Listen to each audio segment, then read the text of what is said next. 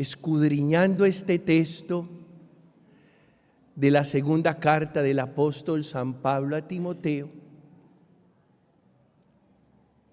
hay tres cosas muy interesantes que vale la pena destacar. La primera, le dice Pablo a Timoteo: reaviva el don de Dios que recibiste cuando te impuse mis manos. Reavivar el don de Dios. Y Pablo le está diciendo a Timoteo, y hoy el Señor nos lo está diciendo a todos nosotros, que reavivemos el don de Dios. Y cada uno sabe qué don ha recibido, qué capacidades le ha dado el Señor, qué cualidades, qué habilidades, qué destrezas. Esos dones, esos carismas, esas capacidades, esas habilidades, esas cualidades, esas destrezas, hay que reavivarlas. Si Claudia es repostera, reaviva esa cualidad, esa habilidad.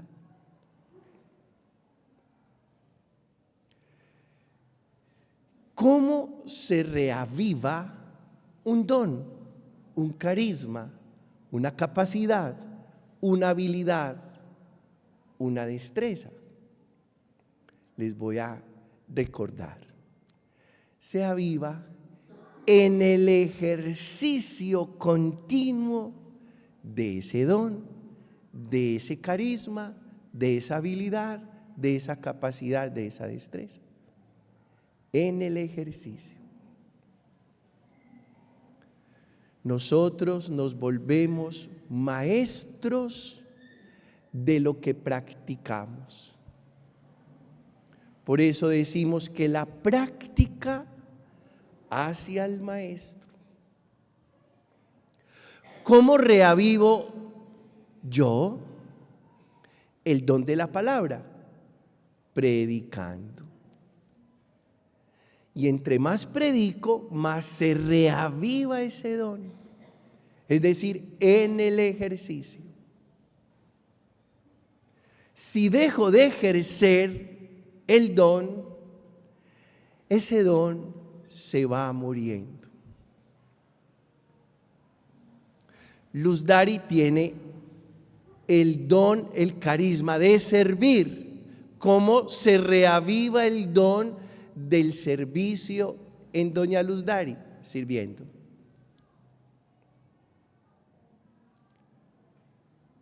Juan tiene ahora la tarea de catequizar. ¿Cómo se reaviva esa tarea?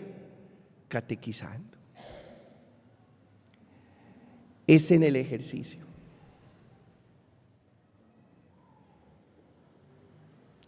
Hay otro elemento muy importante en el texto y le dice el apóstol Pablo a Timoteo: pues Dios no nos ha dado un espíritu de cobardía, sino de fortaleza, de amor y de templanza. Vamos a decir eso. Pues Dios no nos ha dado un espíritu de cobardía, sino de fortaleza, de amor y de templanza. Eso lo tenemos que recordar siempre, porque a veces uno, digamos que le baja la guardia, se entristece, se acongoja, se desanima, pierde el estímulo, ya no quiere hacer más la tarea. Cuando ustedes se desanimen, pierdan el estímulo, no quieran hacer más la tarea, recuerden lo que Pablo le dice a Timoteo: pues Dios no nos ha dado un espíritu de cobardía, como decimos en Colombia, no nos achicopalemos, no nos podemos achicopalar, porque no hemos recibido un espíritu de cobardía, sino un espíritu de fortaleza, un espíritu de amor, un espíritu de dominio propio. A veces aparecen muchas razones para desanimarse, sí. Pero venimos y escuchamos la palabra y entonces el Señor nos da una razón más poderosa para continuar. Y si alguno está desanimado, realizando la tarea que Dios le ha encomendado, ejerciendo el don que el Señor le ha dado, no ha recibido un espíritu de cobardía. Son los cobardes los que salen huyendo. Y por eso con tanta fuerza decíamos en Pentecostés que no nos rindiéramos, que no nos rindiéramos. Y a veces nos cansamos, otras veces nos da pereza, otras veces sentimos que no vale la pena, pero no hemos recibido un espíritu de cobardía, sino un espíritu de fortaleza, un espíritu de amor, un espíritu de templanza, es decir, de dominio propio.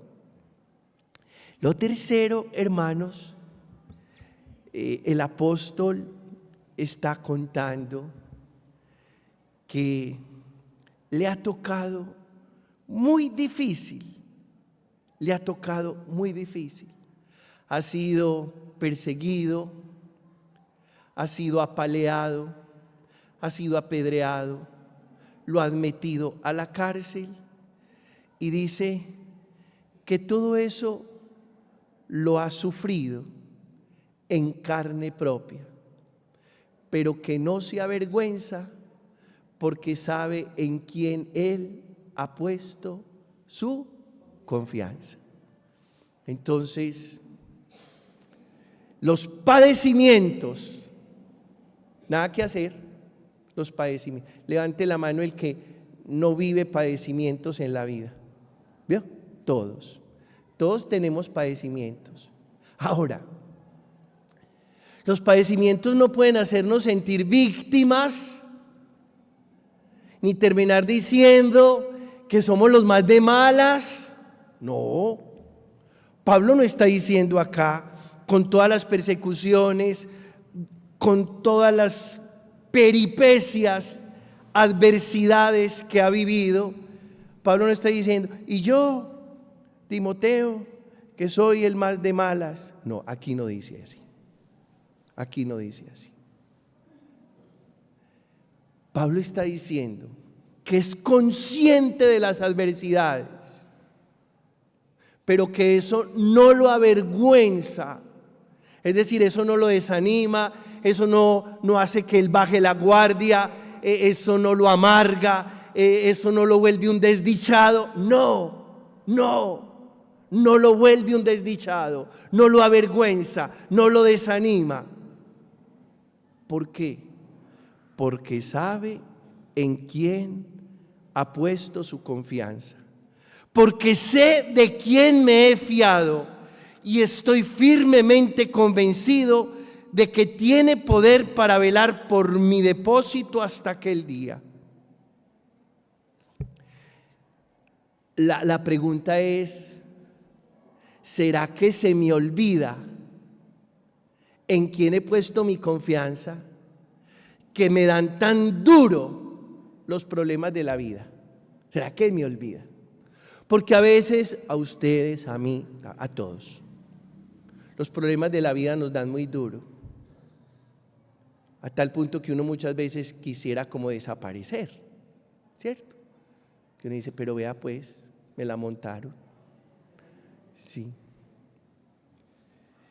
Alguien me decía, padre, pero ¿por qué a mí me pasa todo lo malo? Y yo le decía, no es a ti, a todos nos pasa de todo. No te hagas la víctima. Que no te avergüencen los padecimientos, porque sabes en quién has puesto tu confianza. Yo creo que cuando nos da tan duro la vida, es porque se nos olvidó en quién nos hemos fiado. Ahora, no significa que las cosas de la vida no nos duelan. Sí, nos duele, pero cuando estemos pasando por valles de tinieblas, recordemos en quién hemos puesto nuestra confianza.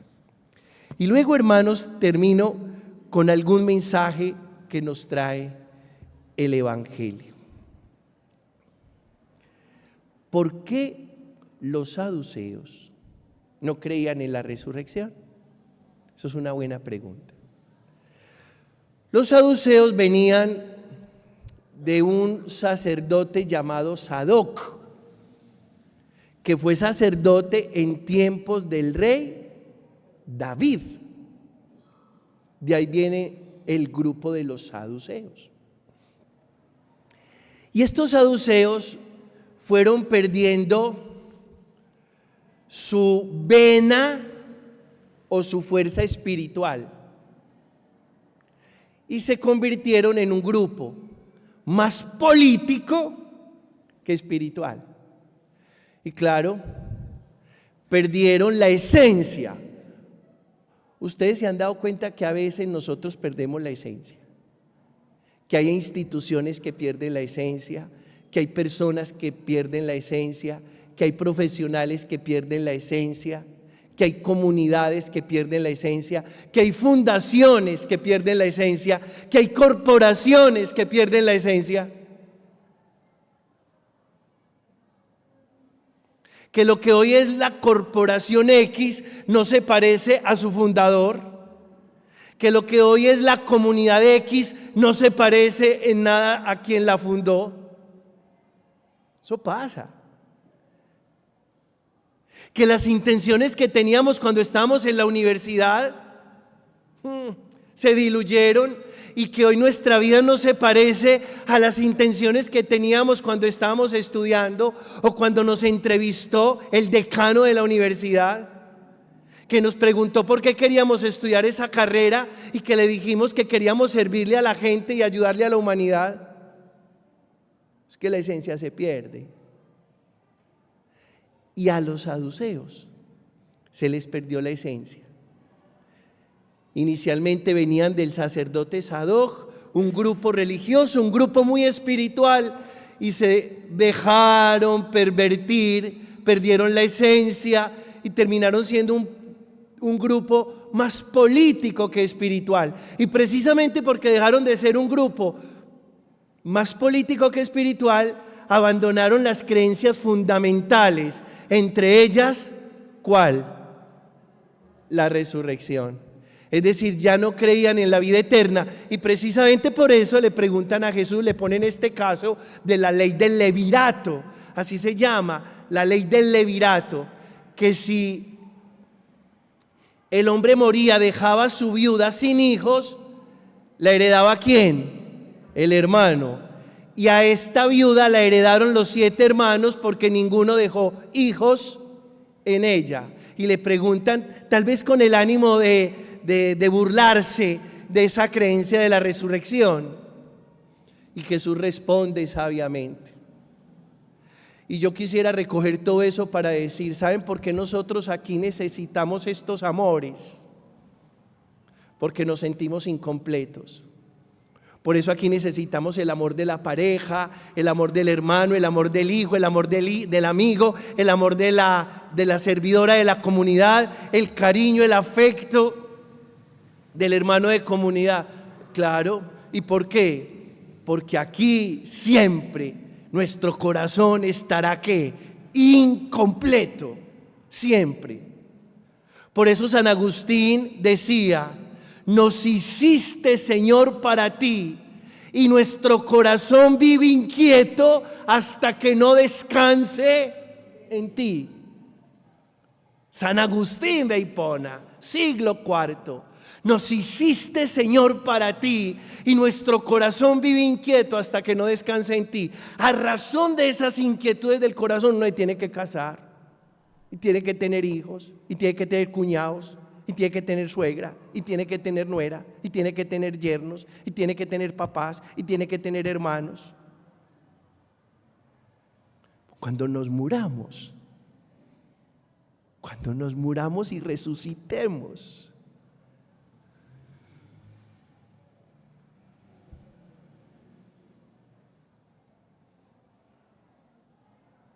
Se colmará el corazón del amor de Dios.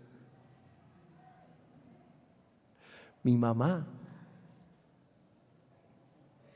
me decía: mi hijo, cuando yo me muera, lo voy a estar esperando en el cielo.